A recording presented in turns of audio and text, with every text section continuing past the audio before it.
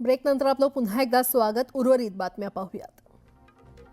मुंबईतील 60 ते 100 वर्ष जुन्या चाळींमध्ये लाखो कुटुंब पगडी पद्धतीवर वास्तव्यास आहेत आणि ही घरं मालकीची नसल्यानं रहिवाशांना सोसायटी स्थापना करता येत नाही आणि त्यामुळे चाळींच्या पुनर्विकासाला जाचकाटींचा अडसर निर्माण झालाय आणि हा तिढा सोडवण्यासाठी आता सेव्ह मुंबईकर्स मोहीम सुरू करण्यात आली आहे.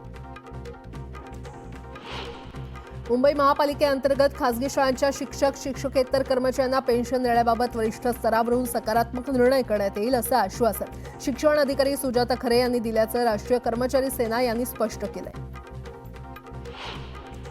नवी मुंबई शहरातील बेकायदा बांधकामांचा प्रश्न पुन्हा चर्चेत आलाय. महानगरपालिका आणि सिडकोला न्यायालयानं देखील धारेवर धरलेला आहे. त्यामुळे सिडकोनं अनधिकृत बांधकामांविरोधात आक्रमक पवित्रा घेतलाय. यापुढे अनधिकृत बांधकामांना थारा न देण्याचा निर्णय सिडकोनं घेतलाय. वाहतूक कोंडीमध्ये भर टाकणाऱ्या रस्त्यांवरील अवैध पार्किंगवर अखेर वाहतूक पोलिसांनी कारवाईची मोहीम हाती घेतली आहे. त्यामध्ये 3 दिवसात 4,500 वाहनांवर कारवाई करण्यात आलेली आहे. अनिवासी भारतीयांनी गणेश मूर्तीसाठी पेणमध्ये मोठी नोंदणी केलेली आहे. त्यानुसार बाप्पाच्या आतापर्यंत या गावातून तब्बल 25,000 गणेश मूर्ती परदेशात रवाना झाल्यात. यामध्ये America, England, New Zealand, Thailand, Mauritius इत्यादी देशांचा समावेश आहे आणि गणेशोत्सवासाठी वर्षभरात सुमारे 50,000 मूर्ती परदेशात पाठवण्यात येतात. गर्भवती महिलेला उपचारासाठी तात्काळ दाखल करून न घेतल्यानं दीनानाथ मंगेशकर रुग्णालयाची ही मोठी चूक आहे असा ठपका सरकारनं नेमलेल्या 5 सदस्यीय समितीनं ठेवलाय. 10 लाखांची अनामत रक्कम भरली नसल्यानं गर्भवती महिलेवर उपचार करणं नाकारून तिच्या मृत्यूस कारणीभूत ठरलेल्या दीनानाथ मंगेशकर रुग्णालयानं पालिकेचा 27,38,00,000चा मिळकत कर थकवलाय. सर्वेक्षणानंतर नोंदणीकृत फेरीवाल्यांना व्यवसाय करण्यासाठी महापालिकेकडून प्रमाणपत्र वाटप सुरू झालंय. यात योग्य कागदपत्र आणि अर्जासोबत नियमानुसार 1,400 रुपये शुल्क भरणाऱ्या फेरीवाल्यांना प्रति प्रमाणपत्र 3,000 रुपयांची अतिरिक्त मागणी केली जात असल्याचं समोर आलंय. मुंबई महापालिकेनं ह्युमन सोसायटी इंटरनॅशनल इंडिया यांच्या संयुक्त प्रयत्नातून करण्यात आलेल्या भटक्या श्वानांच्या सर्वेक्षणात मुंबईतील 19 वॉर्डात रस्त्यांवरील श्वानांची संख्या 21.8% आणि झोपडपट्ट्यांमध्ये 27.4%. मात्र मुंबईतील संख्या घटलेली आहे. मुंबईकरांच्या वेगवान आणि गारेगार प्रवासासाठी मुंबईत मोठ्या प्रमाणात मेट्रो ट्रेनचं जाळं विणलं जात असून भविष्यात मुंबईकरांचा मेट्रो टू मेट्रो प्रवास होणार आहे. मुंबईत वेगवेगळ्या 5 ते 6 ठिकाणी वेगवेगळ्या मेट्रो मार्गिका FOBद्वारे जोडणं शक्य असून त्याची सुरुवात मेट्रो 3चे RAJVLR स्थानक आणि मेट्रो 6चं सिप स्थानक FOBनं जोडण्यानं होणार आहे. नाशिकमध्ये श्रीरामनवमी मोठ्या उत्साहात साजरी केली जाते आणि याच पार्श्वभूमीवर पोलीस बंदोबस्त देखील तैनात करण्यात आलाय. तर पंचवटीत वाहतूक मार्गातही बदल करण्यात आले. पनवेल महानगरपालिकेनं मान्सूनपूर्व नालेसफाईला सुरुवात केली आहे. यासाठी 450 कामगारांसह मशिनरीजचा वापर केला जाणार आहे. सिडकोकडून सोयीसुविधांचं हस्तांतरण झाल्यानंतर मान्सूनपूर्व नालेसफाईचं काम 3 वर्षांपासून सुरू केलेलं आहे. उष्णतेच्या लाटेमुळे आरोग्याविषयी गंभीर समस्या निर्माण होण्याची शक्यता असल्यानं सकाळच्या सत्रात शाळा भरवण्याच्या सूचना शासनाने दिल्या होत्या आणि त्या अनुषंगानं नवी मुंबई महापालिकेनं आपल्या शाळांच्या वेळेमध्ये बदल केलाय. एप्रिल महिन्यात कडक उन्हाळा जाणवू लागलाय. पनवेल पंचायत समितीनं संभाव्य पाणी टंचाई कृती आराखडा तयार करून 54 गाववाड्यांमध्ये टँकरनं पाणी पुरवठा करण्याचा प्रस्ताव तयार केलाय. यासाठी लाखो रुपयांचा खर्च अपेक्षित आहे. मुंबईत नालेसफाईच्या कामाला सुरुवात झाली असली तरी मिठी नदीच्या संपूर्ण सफाईला महापालिका प्रशासनाकडून अजून सुरुवात झालेली नाही. मिठी नदीची सफाई 3 टप्प्यात प्रस्तावित असून 2 टप्प्यातील निविदा यशस्वीरित्या पूर्ण झाली आहे. शेतीबरोबरच शेतीपूरक व्यवसायातून उत्पन्न वाढवण्यासाठी खादी आणि ग्रामोद्योग महामंडळाच्या माध्यमातून विविध योजना राबवल्या जातात. त्यात मधुमक्षिका पालन, मधमाशांचं संवर्धन यासाठी मधाचं गाव ही योजना राबवली जाते. पण या योजनेला थंड प्रतिसाद मिळतोय.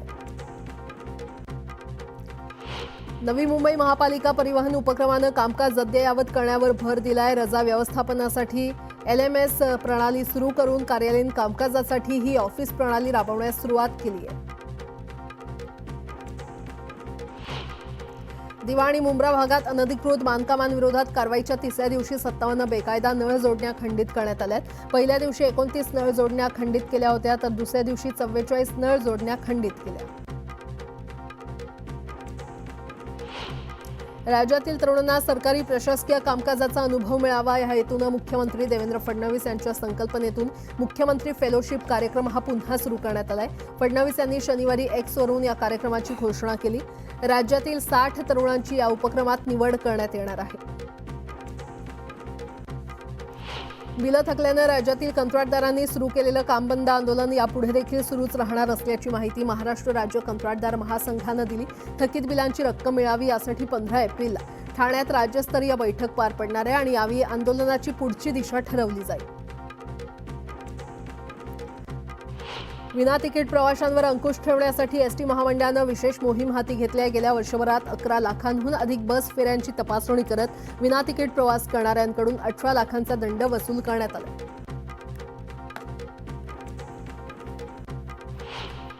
हिंदुस्तान कोका कोला या कंपनीकडे 2,500 कोटी रुपये जीएसटी मागणीवर उच्च न्यायालयानं अंतरिम स्थगिती दिली आहे। महसूल विभागानं प्रथमदर्शनी करातील तरतुदीचा अन्वयार्थ चुकीचा लावल्याचं निरीक्षण उच्च न्यायालयानं नोंदवलंय। तसंच या प्रकरणी महसूल विभागानं जानेवारीमध्ये कंपनीला कारणे दाखवा नोटीस बजावली आहे। जेएनपीए आणि दुबई पोर्ट यांच्या 20 वर्षापासून सुरू असलेल्या 2,653 कोटींच्या रॉयल्टीच्या वादावर तोडगा काढण्यात आलाय। न्यायालयाबाहेर 705 कोटींवर तोडगा काढण्यात आलेला आहे आणि गेल्या अनेक वर्षांपासून हा वाद प्रलंबित होता। दिल्लीमध्ये केंद्रातील मोदी सरकारची आयुष्मान भारत योजना सुरू झाली आहे। या योजनेमुळे आता दिल्लीमध्ये पात्र कुटुंबांना 10 लाख रुपयांपर्यंत मोफत उपचार मिळणार आहेत। त्यात केंद्र सरकार आणि दिल्ली सरकारचा प्रत्येकी 5 लाख रुपयांचा वाटा असेल। आग्रामध्ये मंदिरातील छतावरून एक मुलगा खाली कोसळल्याची घटना घडली। मंदिरावर ध्वज लावताना तोल जाऊन तो खाली कोसळला। यात मुलगा जखमी झाला असून ही धक्कादायक घटना कॅमेऱ्यात कैद झाली आहे।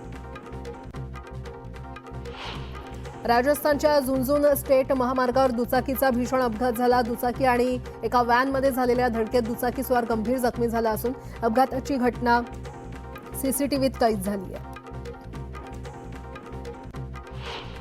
यूपीच्या झांसीमध्ये एका स्विमिंग पूलच्या मालकाला मारहाण करण्यात आली। गुंडांनी पाण्यात बुडवून जीवे मारण्याचा प्रयत्न केल्याचा आरोप पीडित व्यक्तीनं केलाय। ही घटना सीसीटीव्हीमध्ये कैद झाली आहे।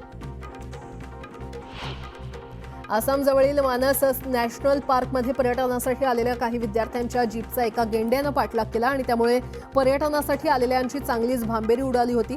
दरम्यान हा प्रकार कॅमेऱ्यामध्ये कैद झालाय।